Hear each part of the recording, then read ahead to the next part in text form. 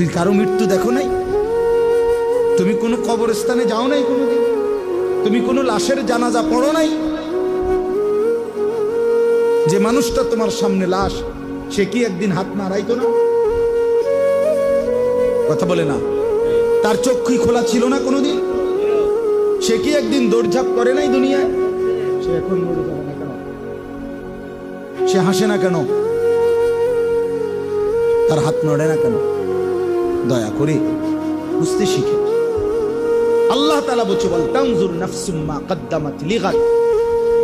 আমার বান্দা, খেয়াল করো আগামীকাল কিয়ামতের জন্য তুমি আজকের দুনিয়া থেকে কি পাঠাচ্ছ।